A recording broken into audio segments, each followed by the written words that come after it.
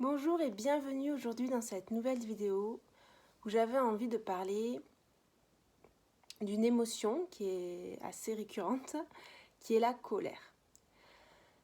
Donc en fait, ce qui m'est venu aujourd'hui, après une situation un petit peu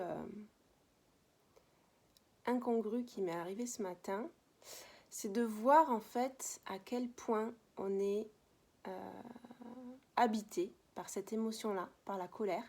Et je me suis un petit peu posé des questions pour me dire, comment ça se fait que ce soit aussi intense en fait pour des trucs de rien du tout.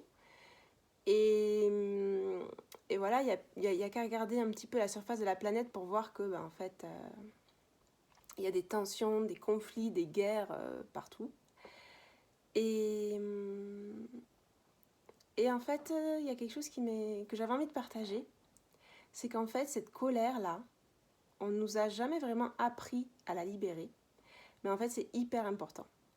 Moi, j'ai commencé à l'expérimenter un petit peu pendant les stages de tantra, où souvent le matin, dans les stages que j'ai faits, on a les méditations actives de Osho. Et c'est des méditations où parfois on peut être amené vraiment à libérer tout ce qui nous encombre. Et Osho, donc, c'est un grand maître indien qui est décédé maintenant, qui a été en Inde dans les années 50, 70, et qui disait, vous les humains, vous portez l'Himalaya sur vos épaules. Et moi j'aime bien sa vision des choses, et il avait vraiment capté ça, que toute la colère qu'on a rentrée, parce qu'on n'apprend même pas à l'exprimer quand on est enfant, etc., en fait on est rempli de tout ça, on nous demande d'être sympa, d'être courtois, etc., mais en fait il y a des moments donnés, en fait la cocotte minute elle explose en fait.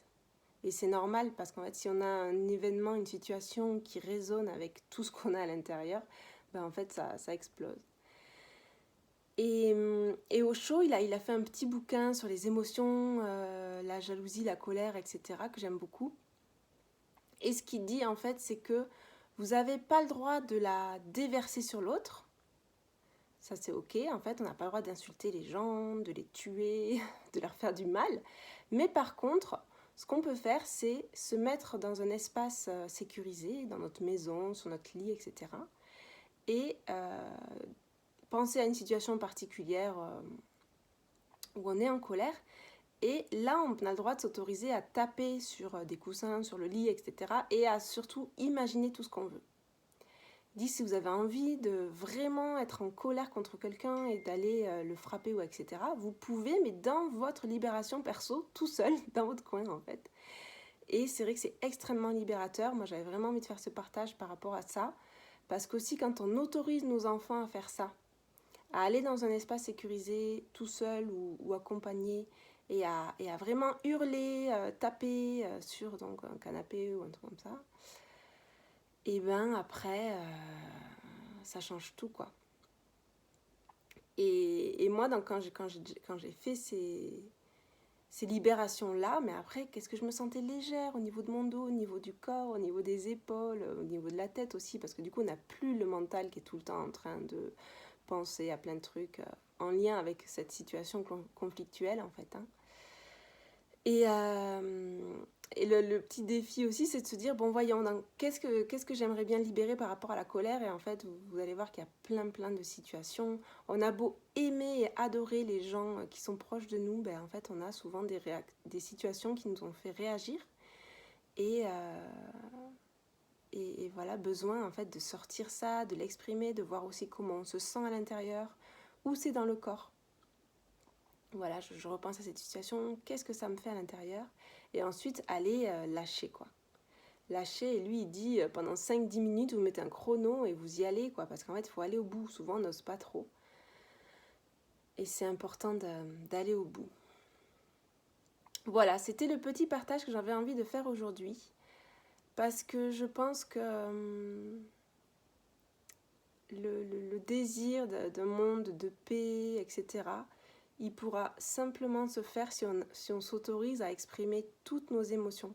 On ne peut pas on peut pas vivre de joie, de bonheur et de bonne humeur éternellement. Ça, c'est pas possible en fait. C'est important de se le dire, que toutes nos émotions qui sont plus inconfortables, qui sont plus perturbantes finalement, hein, que les émotions de joie, etc., eh ben, elles sont là, elles font partie de nous, et c'est important d'aller les voir, d'aller les explorer, d'aller les libérer, parce que si on ne fait pas ça, en fait, ça bloque. Ça bloque à plein de niveaux, que ce soit énergétique, au niveau voilà, de notre énergie vitale, justement, de notre lumière et de notre bonheur, et de cette sensation de paix intérieure. Bah, ça l'entrave, et c'est important si ça vous dit, de prendre le temps de libérer ça. Et éventuellement de se faire accompagner si on voit qu'en fait c'est quelque chose de hyper intense, qu'on vient d'ouvrir le couvercle sur un truc hyper gros et qu'on n'avait pas vu que c'était si fort. Voilà, aller voir un thérapeute de votre choix pour vraiment se faire accompagner si vous voyez qu'il y a quelque chose de très important en vous. Voilà, je vous souhaite une belle journée. N'hésitez pas à partager, à liker la vidéo si elle vous a inspiré, et faire un commentaire pour voilà, me dire ce que vous en pensez. Je vous dis à très bientôt.